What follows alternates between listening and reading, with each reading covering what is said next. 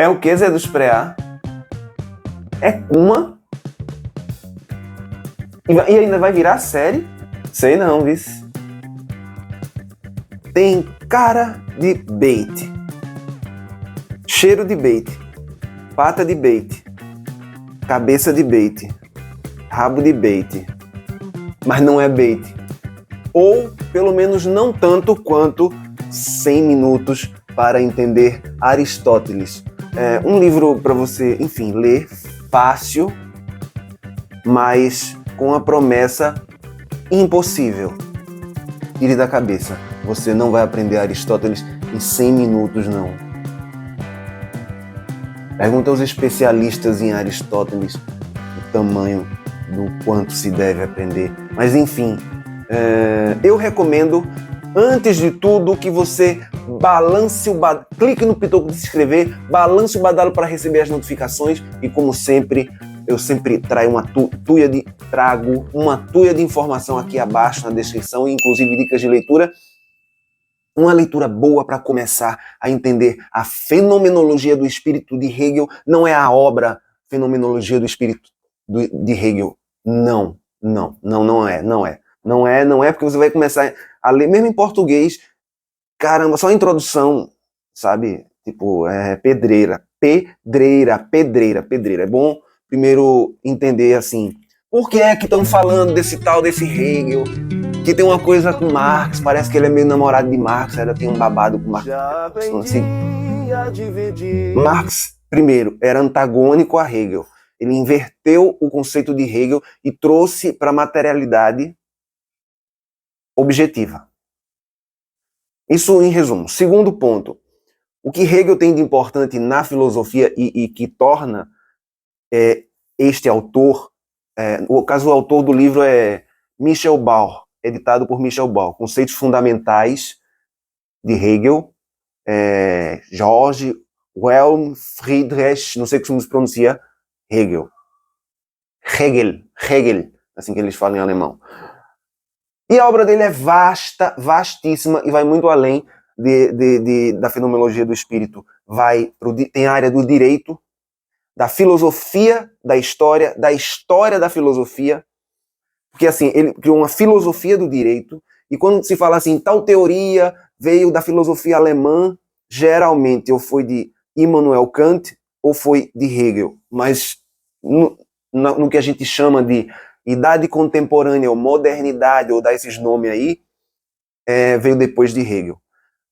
Inclusive, a própria história ela é estudada diferente, porque o que acontece? Foi dada à história a categoria de filosofia da história.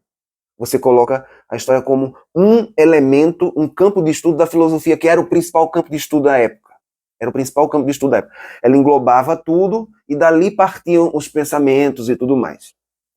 É claro que havia os céticos também, que aí já rejeitavam mais que isso fosse verdade e tal. Havia muita treta também, mas a treta, vamos resumir aqui. O foco aqui é Hegel. Para entender o que ele fez, é necessário entender que assim, ele transformou a história. Ele disse, a história se revisita. Então ela, assim como as pessoas, ela tem movimentos. Esses movimentos acontecem de tal forma que transformam até o nosso olhar para o passado em relação à história. Como, por exemplo, quando alguém revisita em outra era um determinado túmulo que já foi visitado 1.256 vezes, mas está sendo revisitado mais uma vez, e se faz uma descoberta nova com coisas, ou seja, a história se modifica. Se pensava que era assim, mas através de um aparelho tal a gente descobriu que não é mais assim, é assado. Então, a história, as coisas que eram tidas como eternas. E era muito cômodo para os reis da época, os reis de Portugal, o rei da Inglaterra, etc. e tal, aquela coisa toda no passado, o rei dos impérios, né, que tinham suas colônias, era muito mais fácil, e eles entendiam, eles sabiam desse problema de você relativizar o absoluto. Porque Hegel abre uma porta na história, que é o seguinte: existe um espírito do tempo, existe todo um senso comum de uma determinada época. O que numa determinada época é senso comum, não necessariamente vai ser senso comum eternamente. Ou seja, o que é, não é sempre. Ou seja, não é. Está sendo. E pode se transformar. E aí, uma das coisas que eu gostaria de enriquecer mais para poder fazer jus ao prometido, pelo menos, um pouco, e acrescentar também um novo vocabulário mais hegeliano. Você chegar naqueles churras de tiozão assim, com os tiozão lá, e dizer... Porque Hegel disse que o Estado é o ser em si para si. Logo, se bem que estamos falando do Estado burguês, mas enfim. Deixando isso de lado, os tiozão pensam que o Estado é o mal, né? Então, para Hegel, o Estado é o ser em si para si. E aí eu vou ter que explicar o que é o ser em si para si, só isso. Tá ligado aquele negócio que o povo fala que, resumido, para quem já estudou Hegel, tese, antítese e síntese? Ele não utilizou esses termos. Como é que ele cria o movimento hegeliano? O ser em si, ou seja, imagine-se o ser, certo? Agora, você consegue se imaginar, tipo, parado, paralisado, sendo apenas, não. Você só consegue se imaginar como uma negação de si, ou seja, o ser para si, que é o movimento. Ser em si, ser para si é o movimento. E esse movimento é uma negação. Eu estou tentando falar fisicamente o que é que Hegel fala na linguagem dele. O ser para si é o movimento, a negação do anterior. Só que na história isso se complexifica mais e tal. E o ser para si é aonde aquele movimento vai chegar, aonde aquilo ali termina.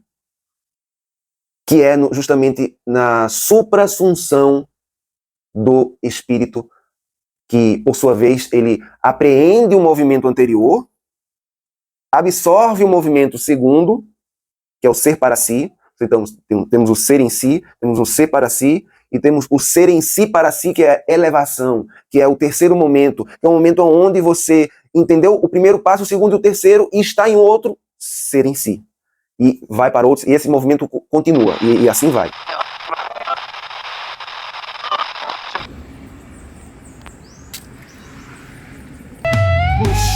Também fala, e eu caminhando pra comprar besteira, de bobeira, de bobeira.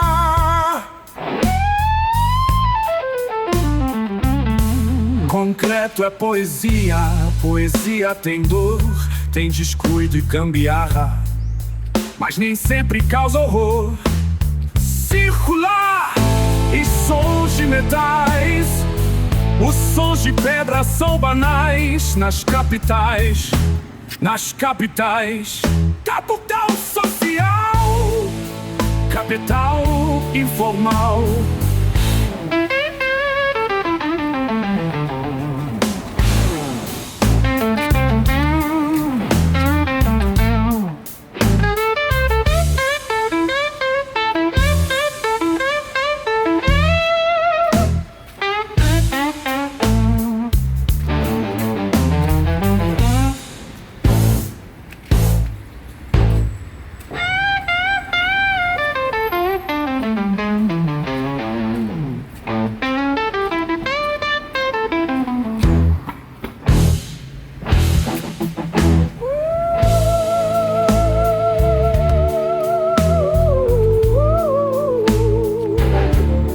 Capital social, capital informal, capital sem cheiro, capital sem cor.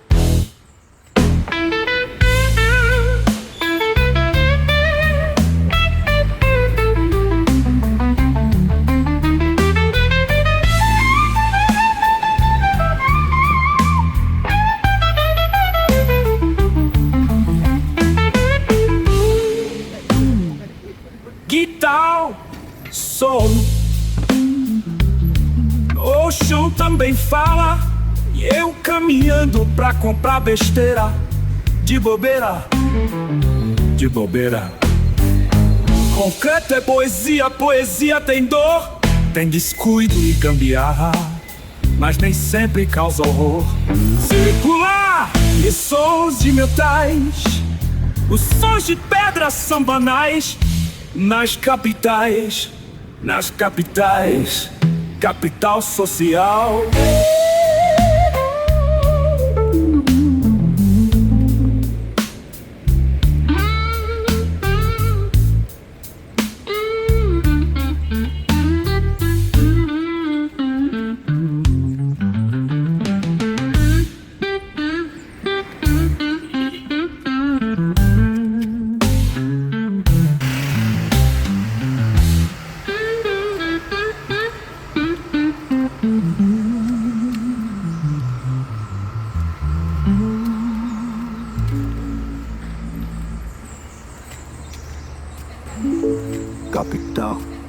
formou. Capital. Pia no solo em cheiro. Capital sem cor.